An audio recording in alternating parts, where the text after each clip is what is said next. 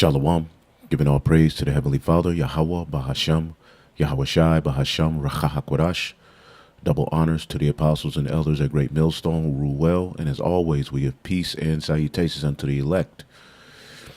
And I wanted to do a video on the Bible Project's breakdown of the book of Obadiah. And there's a lot of holes within their overview.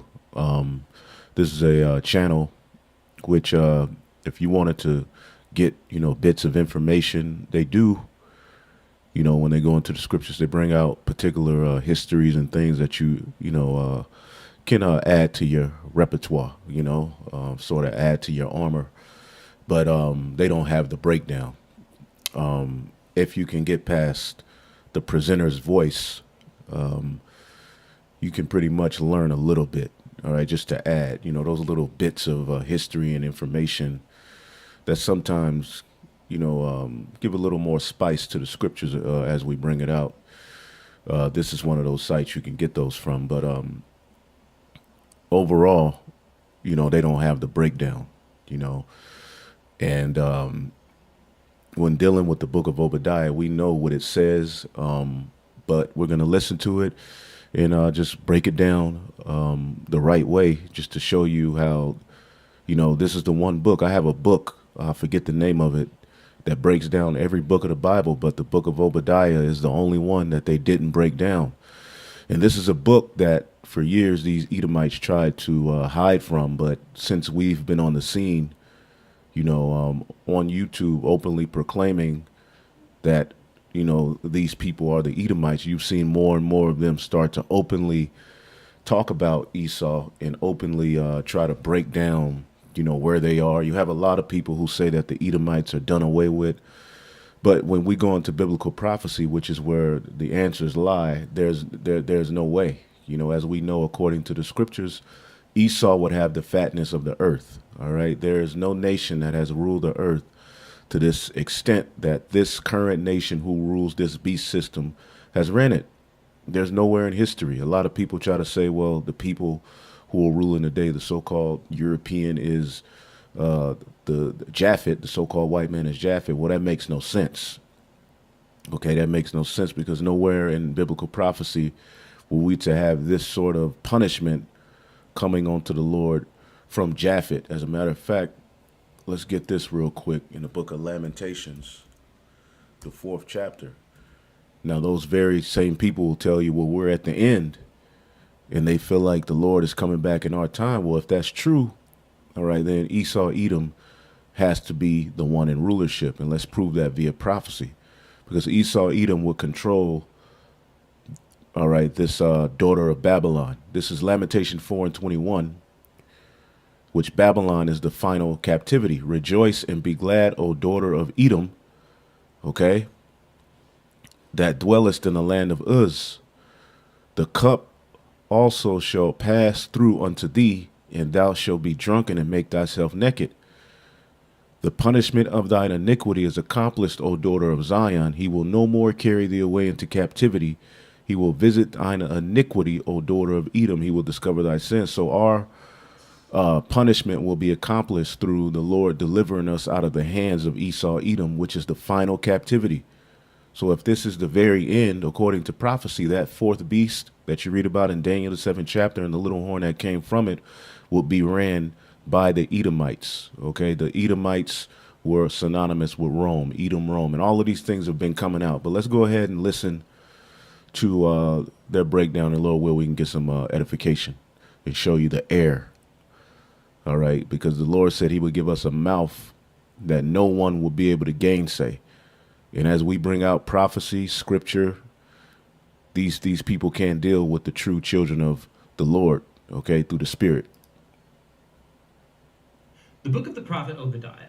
This is the shortest book in the whole Old Testament. It's a mere 21 verses. And at first glance, it does not look very promising. It's a series of divine judgment poems against the ancient people of Edom, which was a nation that neighbored Israel on the other side. You see how he's already starting to say which was a nation, the ancient people of Edom. All right. But when you read the prophecy, it's for a future time. That's already they're using wording to try to present to you that the biblical Edomites are either no longer here or this is something that, already happened. Okay. Now, within the book of Obadiah, there are things brought up that have already happened. All right. Some of their transgressions against Israel. All right. But let's keep listening.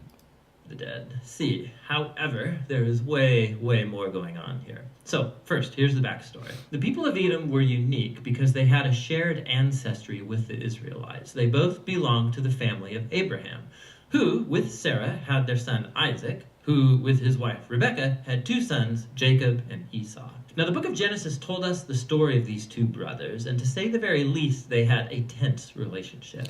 Right, and the main thing that you get from that when you get Genesis 25,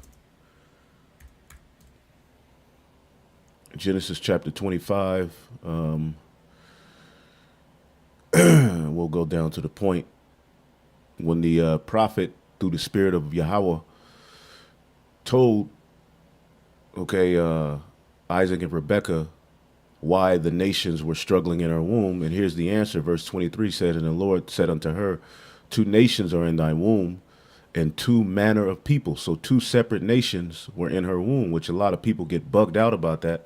But the same thing happened under Adam with Cain and Abel and then Seth. All right. Two different nationalities of people. All right. Two different promises, two different vibrations. Now, how could this happen? Well, because Adam and Isaac, were Yahushua, and both good and evil, came out of his loins, man, because it was the will of the Most High God, Yahweh. All right. And he can do that. You see? And there was a brother who, one of the Mississippi brothers, I forget his name, man. It's escaping me. He went into the whole science of the twins and how this can be possible, man. All right, but let's see here, and you could just go to my page and type in two nations or the womb, and you can find that video where the brother breaks that down. But it says two nations are in thy womb, two separate nationalities are in thy womb. Okay, and two manner of people, two different spirits, two different vibrations shall be separated from thy bowels, and the one people shall be stronger than the other, and the elder shall serve the younger. So right here, we get the narrative that these two aren't equal. You see that? And as these two were born, they had, offspring, which ultimately in the scriptures are the bulk of prophecy will be fulfilled through these two, the nation of Israel, which would be through Jacob, and the nation of Edom, which would be through Esau. Both of them received blessings that are very, very pertinent to the understanding of what's happening in the earth. And right now, we're living at the time of Esau's blessing, which was the fatness of the earth and the ruling of the world by the sword. And we know that Esau, Edom, had a special hatred for Jacob, and he said it himself. He would kill Jacob, which explains a lot of what's going on today with us, the so-called Negroes, Latinos, and Native Americans, and the so-called white race and what they've done to us. All right. And the nation of Edom is still here. Let's keep listening. They each later received the names Israel and Edom, which eventually became the name of the families that descended from them. And these families replayed the same difficult relationship of their ancestors. Israel and Edom had enormous tensions throughout the centuries, but they still shared that family bond. You see that? They still share that family bond. Now, there was a point where Jacob, wanted to get it right with Esau, but Esau still had his mind to be a demon. And you can see that pop up throughout history, Agag, Haman, Herod, various different biblical characters that, the Greeks, the Romans, the Hanukkah, man. It was ultimately a celebration which the Messiah celebrated, It was a celebration of the Lord delivering us out of the hands of Edom. Let's keep listening. That bond that was betrayed and shattered in the tragic events of Jerusalem's fall to Babylon. So when Israel was invaded and conquered by Babylon, the people of Edom took advantage by plundering other Israelite cities and then capturing and even killing Israelite refugees. Now, in other prophetic books, and you can read that history in First Esdras, the 4th chapter. Just read First Esdras, the whole book. It's a very good history, but it goes into how the Edomites helped You know, the Babylonians take us down. They've always throughout history waited for moments to attack. Whenever they seen us fall, they would help the enemy or aid us in our fall, man. Even unto this day. You know, like in Haiti when that manufactured earthquake, Lord, most likely happened. What did they do? They showed up over there, trafficking children, stealing organs and selling them. Pedophile rings were being set up, you know, and that's what they do. All right. But you see here, he has Psalms 137, he has Ezekiel 35, and he has Amos 1 6 through 9. Let's get Psalms 137 because those scriptures are future prophecies of what would take place. You see? And the Edomites are still here. This is Psalms 137 and 7. Remember, O Lord, the children of Edom, in the day of Jerusalem, who said, race it, even to the foundation thereof. And this is David prophesying of what they would do, all right, when the Babylonians sacked the temple. O daughter of Babylon, but he's speaking of the daughter of Babylon, which the daughter of Babylon has a whole different judgment than the ancient Babylon, the Neo-Babylonian Empire, which, you had Nebuchadnezzar, you had the Chaldeans, and so forth. They were taken down by the Medes and the Persians. Okay, and you can read that in Daniel, the 5th chapter. This prophecy we're reading was not fulfilled at that time. So this is speaking of a daughter of Babylon that would be the control of the earth in the latter days, which is a fulfillment of Esau having the fatness of the earth. You see that? Babylon is the control of the earth. They control the earth. Babylon, the beast system, all right? And that's how Esau's blessing of the fatness of the earth will be fulfilled. Because none of you can show us any nation who ruled the earth in its entirety through the sword and through their policy outside of the people who rule it now. You've had nations who ruled regions of the earth, but you never had anyone rule the earth to this entirety. It says, O daughter of Babylon, who art to be destroyed, happy shall he be that rewarded thee as thou hast served us. Happy shall he be that taketh and dasheth thy little ones against the stone. And this is a future prophecy. This did not happen at that time. So the daughter of Babylon, and you could just type in daughter and Babylon, is in one of the most notable scriptures is Isaiah the 47th chapter. Okay, which basically is a future prophecy that you can link directly with Revelation the 18th chapter, which is speaking of a new Babylon, okay, that will come in the latter days. Okay, when you read Revelation the 18th chapter, okay, and Jeremiah the 51st chapter, Jeremiah the 50th chapter, which those were letters from Jeremiah to the captors at Babylon. But when you read the judgment, it's speaking of a new Babylon that will come in the latter days where we would be delivered from, and that will be destroyed by fire and by a different company of nations shooting missiles on it. That's all throughout those chapters, man. And us being delivered forever. Also, Revelation the 18th chapter, it talks about how Babylon, that great city, would be destroyed. Okay, and how we would be delivered and how we would rejoice over her. All right, and the Lord will put out the light of their candle, which is wickedness, their priesthood on the left-hand side. And this is a future prophecy. This is not something that took place in the Old Testament. Because when you read Revelation, the 1st chapter, it clearly tells you the revelation of Yahushua HaMashiach, which God gave unto him to show unto his servants things which must shortly come to pass. Okay? Shortly come to pass, man. Meaning it would be in the future. The mark of the beast, all of these things would be in the future, man. And in our time, it may seem like it took, a long time, but really this was a little season. Really this in the spiritual sense was a short time, man. But these things that are written in the book of Revelation are things that will come to pass in the future. So when did Revelation the 18th take place? When was Babylon the Great destroyed? And clearly what we just read ties the biblical Edomites to Babylon the Great. okay, in these various different scriptures. Most notable Psalms 137, which he had written down. O daughter of Babylon, who art to be destroyed. But he linked it to the biblical Edomites as you read that. Okay? And you could also read Ezekiel, the 35th chapter, Amos 1 and 6, how they broke the brotherly covenant, and so forth.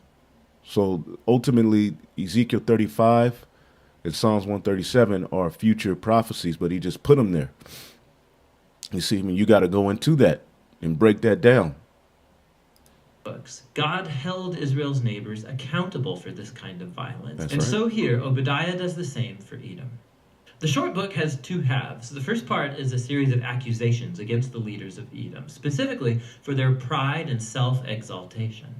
And the leaders of Edom are the Amalekites, okay? Teman, which was known for their their wisdom, you see?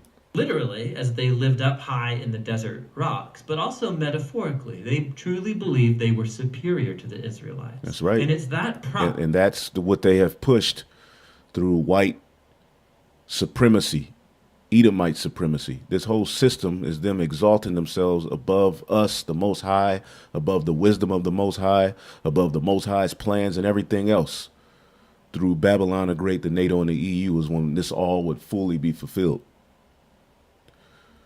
Pride that led the Edomites to not just stand idly by when Babylon came to destroy Jerusalem, but actually to participate in the destruction. And so God says through Obadiah that Edom will be brought down from their height and destroyed. As they have done to Israel, so it will be done to them. Now, right when you think you're going to hear more about how Edom will meet its doom, the topic suddenly shifts in verse 15. We hear this: the day of the Lord is near against all nations. You see that? And the day of the Lord has not come yet. You see? It has not come yet. It's coming. It's on its way, but it has not come yet. And this is why the Lord is gathering all of the armies of you heathen over into Yahweh Shaphat, which is where the decision and judgment will be made, and the chariots will return and deliver us, man. Now, why do we all of a sudden shift from Edom now to all nations?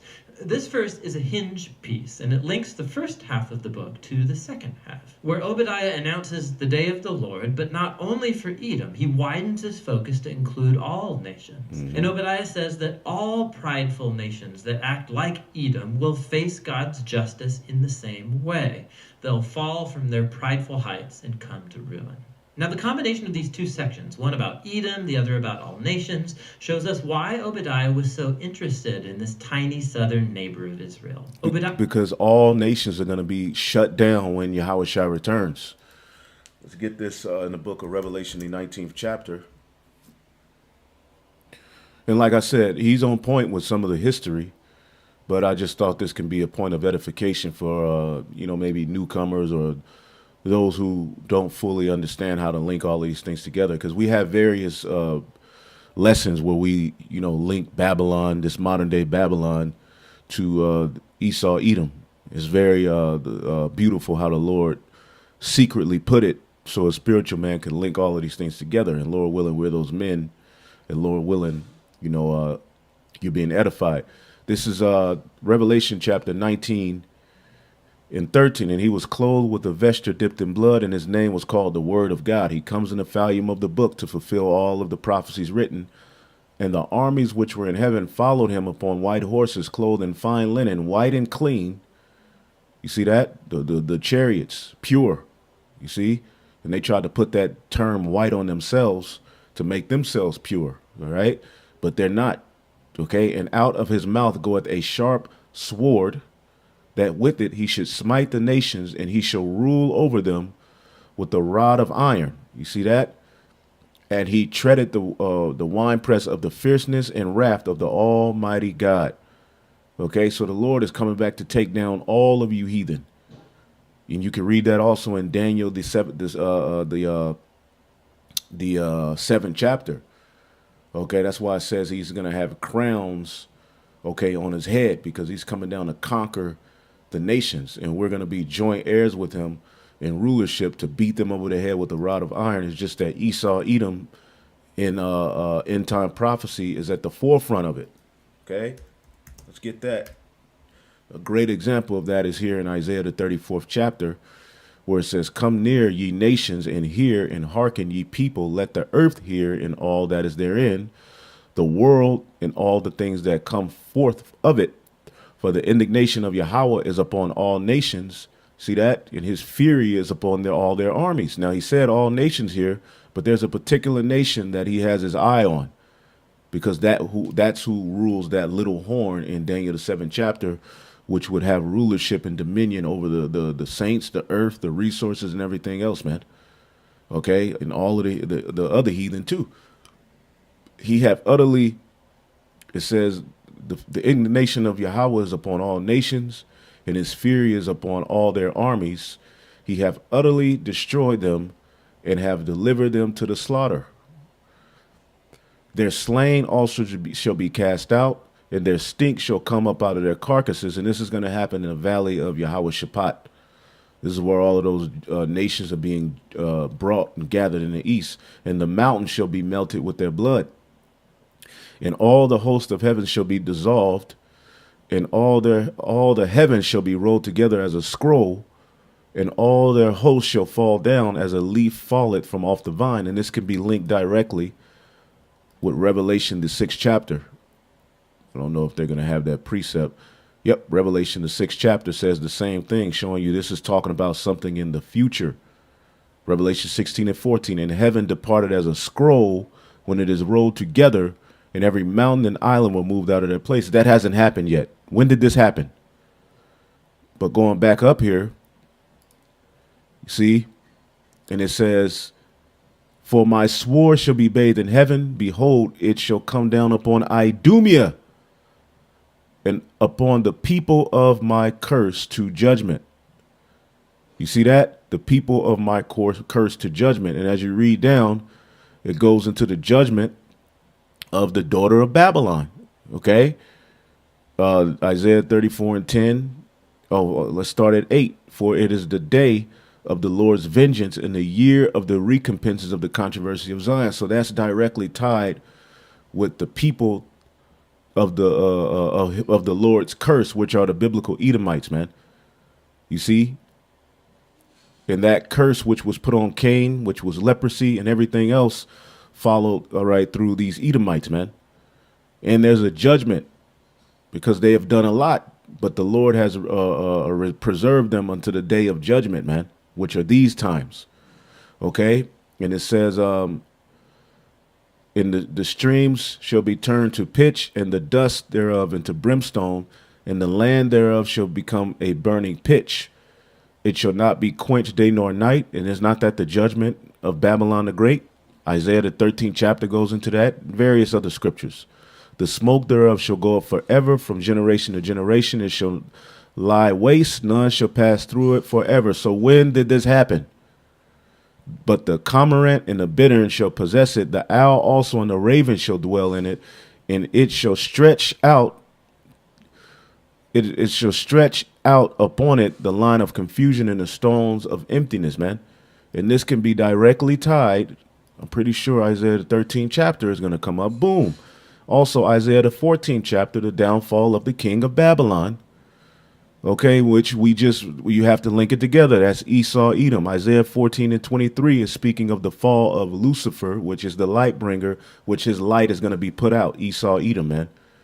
Okay, Isaiah the 13th chapter and the 20th verse. As a matter of fact, Isaiah 13 and 19, "In Babylon, the glory of kingdoms, the beauty of the Chaldeans' excellency, shall be as when God overthrew Sodom and Gomorrah." And people get tripped out because you see ancient terms, but that's how the Lord does it. That which is then is now. Who's the modern day Chaldean? The witches and warlocks who run this current system, man, on the left-hand side. But it says, "The beauty of the Chaldees' excellency in Babylon, the glory of kingdoms," which mean they will rule the earth, "shall be as when God overthrew Sodom and Gomorrah." It's going to be burnt by fire. Ancient Babylon was not burnt by fire. "And it shall never be inhabited, neither shall it be dwelt in from generation to generation." Right now, people are still over there in the land of Iraq. So this is not talking about ancient Babylon. Neither shall the Arabian pitch tent there, neither shall their shepherds make their fold there. You got all of the Arabs set up over here, balling, selling poison to Jake, gas stations. The Lord is going to put an end to all of this. But the wild beasts of the desert shall lie there, and their houses shall be full of doleful creatures, and owls shall dwell therein, and satyrs shall dance therein. So this is speaking of a future judgment of the daughter of Babylon, man. And the wild beasts of the islands shall cry in their desolate houses, and the dragons in their pleasant places. As a matter of fact, let's get the book of Malachi, the first chapter. Okay. In verse 3, and I hated Esau and laid his mountains and his heritage waste for the dragons of the wilderness, because Babylon the Great is his heritage. That's ultimately what his blessing was, to rule the earth through the sword, all right, ultimately being headed by Babylon the Great. But that's all going to be for a waste unto the dragons of the wilderness, man. You see? Whereas Edom said, we are impoverished, but we will return and build the desolate places. And the Lord, thus said the Lord of hosts, they shall build, but I will throw down, and they shall call them the border of wickedness, and the people against whom the Lord have indignation forever, man. And forever means forever. Okay? Forever means forever, man. So the day of the Lord is upon all you heathen, but Esau is at the forefront of it. Obadiah sees Edom's pride and fall as an example, an image of how God will one day confront the pride of all nations and bring about their fall too.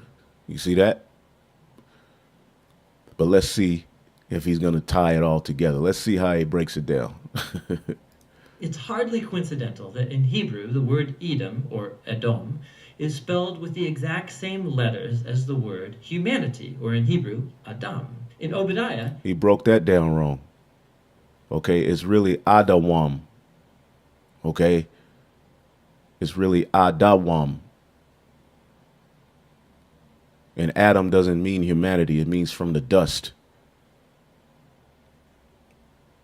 Edom's rise and fall is a parable of how God's justice will one day oppose pride and violence among all nations in the day of the Lord. He said it's a parable, right? You see that? Not actual something that would actually take place through a particular seed line of Edomites. He's saying it's a parable of what would happen to all nations. But as in all the prophets, God's judgment is never his final word. Specifically, remember the conclusion of the two books that came right before Obadiah, Joel and Amos. God's judgment is his final word. Joel had painted a picture of what will happen after the day of the Lord against all nations. He said that God would perform a new act of salvation in Jerusalem, and that all who humbled themselves and called upon him would be delivered. Amongst the nation of Israel. As a matter of fact, let's get Joel 2. Because he's trying to throw in that, all nations can be saved. That's just not true. Salvation is ultimately the law, statutes, and commandments being written in you, meaning death no longer has dominion over you. That is not a promise in covenant that was made to all nations, man. This is Joel chapter 2 and 26. Let's see here. And ye shall eat plenty and be satisfied, and praise the name of Yahweh your God, that have dealt wondrously with you, and my people shall never be ashamed. And ye shall know that I am in the midst of Israel, and that I am Yahweh your God, and none else. None else, man. That's why Daniel said the kingdom shall not be left to other people, but for the saints. The saints are the descendants of Jacob, who will be heirs to the promise of that land. Physical descendants of Jacob. It's not something you can believe yourself into, because the seed of Israel is still here in the planet Earth, just as the seed of all of the nations is still here in the planet Earth. Okay? Edom, the seed of Edom is still here in the planet Earth, man. None else. I am your God, and none else. My people shall never be ashamed. So the book of Joel does not offer a salvation to all nations, man. As a matter of fact, when you read Joel, it speaks of a future, how in the future, okay, that you nations are going to pay, particularly the Hamites who sold us along with the Arabs to the so-called white man, you know. But as you read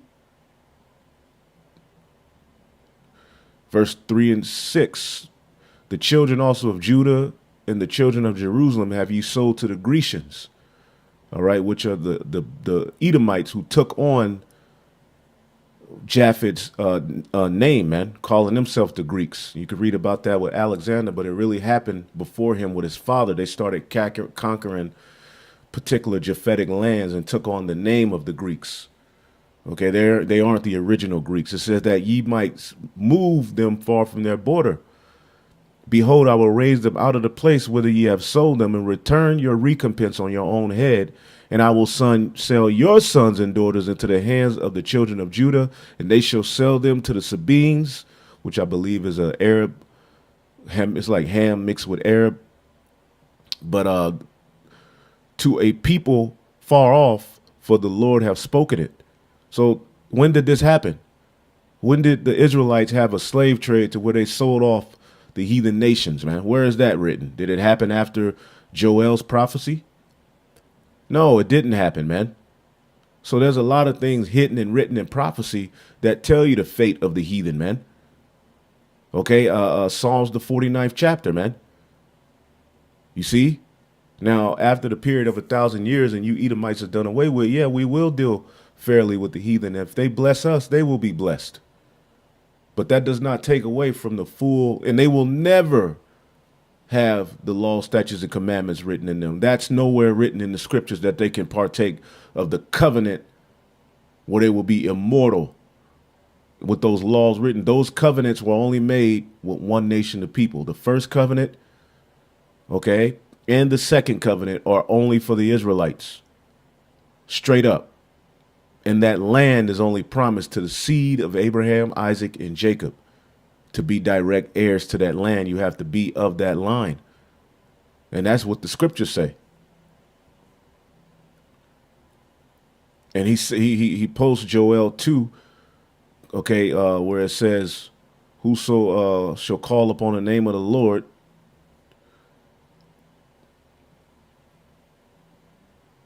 Let's see. Joel 3:2 and 32, and it shall come to pass that whosoever shall call upon the name of the Lord shall be delivered. For in Mount Zion, who's Mount Zion? Okay, that's the Lord's monument, which is the nation of Israel, who he's going to remember. And in Jerusalem, all right, which New Jerusalem will be the fulfilled, perfected, okay, 144,000, and the rest of all Israel will follow in their perfection, shall be a deliverance. As the Lord said, and in the remnant whom the Lord shall call. Who's that remnant? That remnant is of Israel. That my channel name is Remnant Save 144. And all you have to do is type in remnant. The remnant of Israel is who's going to be saved. You see? Romans 9 and 27. Let's read it out of the New Testament.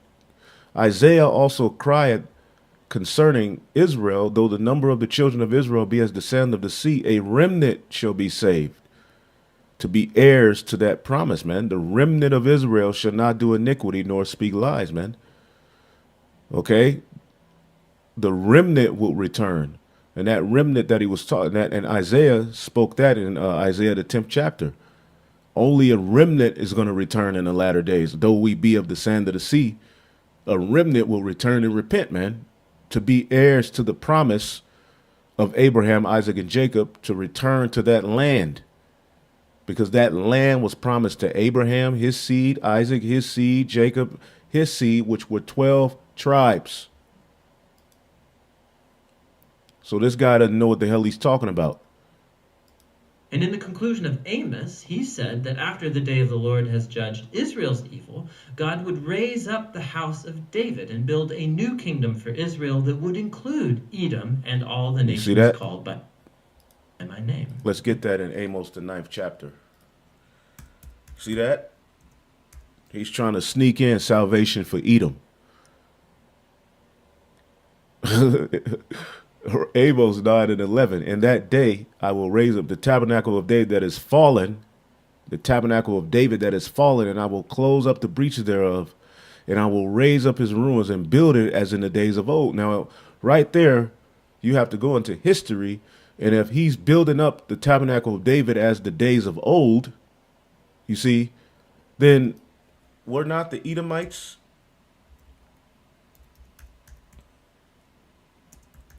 David's servants? First Chronicles 18 and 13, and he put garrisons in Edom, and all the Edomites became David's servants.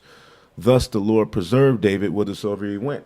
So when David, had his kingdom, the Edomites were his servants. So if we're being built to the tabernacle of David as the days of old, we're going to not only possess the Edomites, but we're going to possess their lands. More importantly, we're going to get all of those lands, and we're going to have dominion over them. We're going to rule over them. As a matter of fact, that is within the blessing that Isaac gave to Jacob.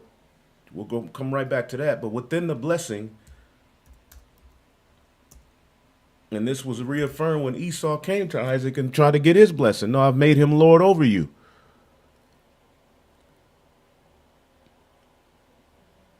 This is Jacob's blessing, man. Genesis 27 and 28. Therefore, God give thee the dew of heaven and the fatness of the earth and plenty of corn and wine. Let people serve thee and nations bow down to thee. Be Lord over thy brethren. Who's his brother? Who was Jacob's brother? The Edomites. He's going to be Lord over his brethren. And let thy mother's sons, the Edomites, bow down to thee. Cursed be everyone that curseth thee, and blessed be he that blesseth thee. And this was reaffirmed. Let's see here. When Esau came to cry for his blessing, what did Isaac say? And Isaac answered and said unto Esau, behold, I have made him thy Lord. Let's look up the word Lord.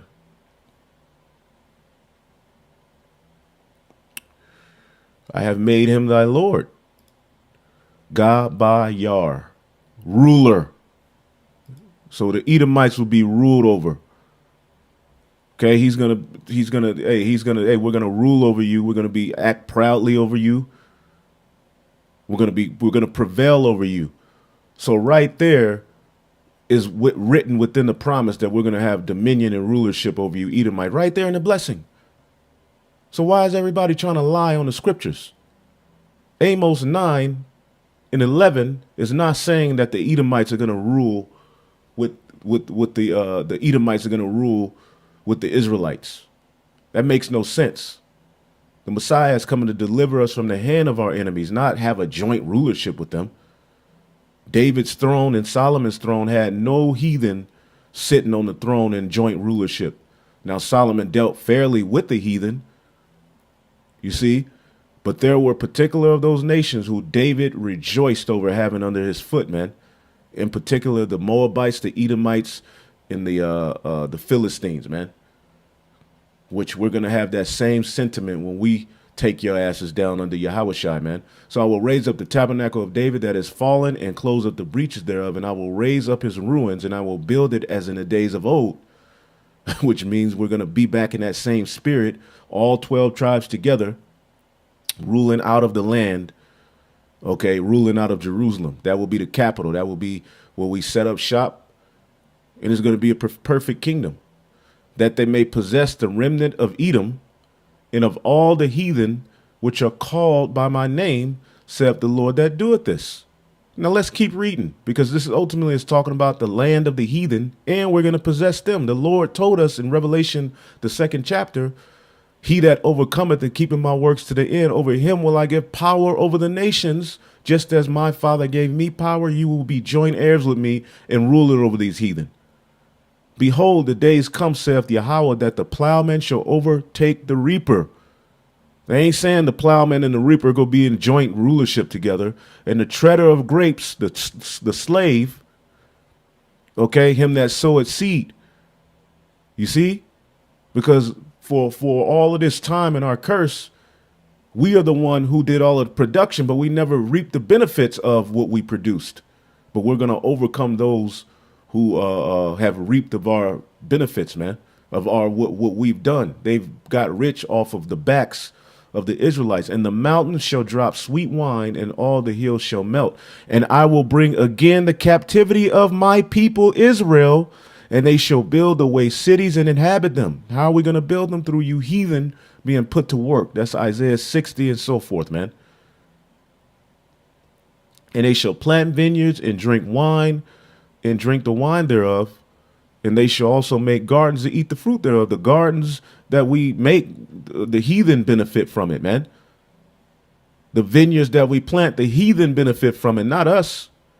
But in that day, we're going to benefit from them. And I will plant them upon their land, which was promised to Abraham, Isaac, and Jacob. And they shall no more be pulled out of their land, which I have given them, saith the Lord thy God. So where in the hell does this say that there's going to be a joint rulership? As a matter of fact, let's get Daniel, man.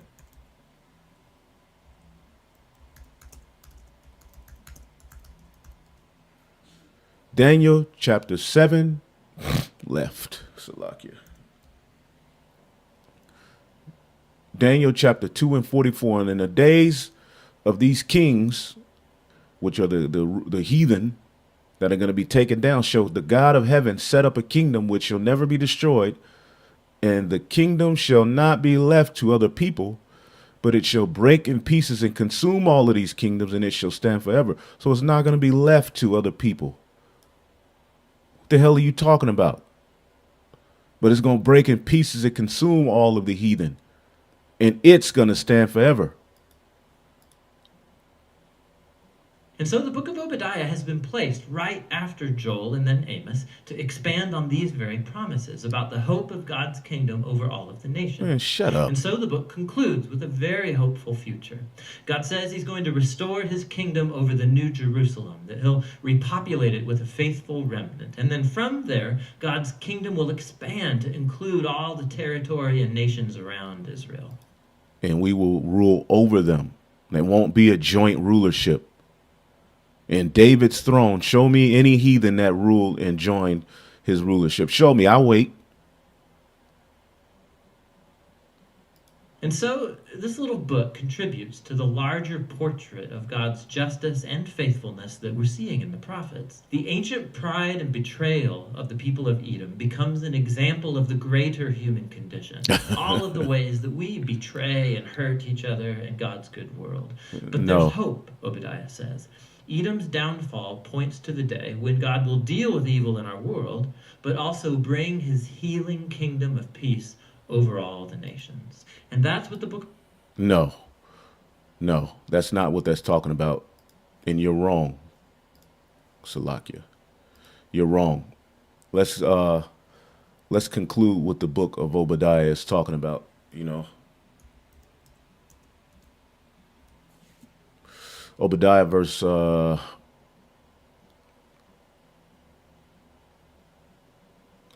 15, for the day of the Lord is near on all the heathen. And that's true. As thou hast done, it shall be done unto thee. Thy reward shall return upon thine own head. Prepare slaughter for his children. Okay. He that leadeth into captivity shall go into captivity. All right, for you, as you have drunk upon my holy mountain, and they're over there calling themselves the chosen people, the 1948ers, right? That lie, so shall all the heathen continually drink.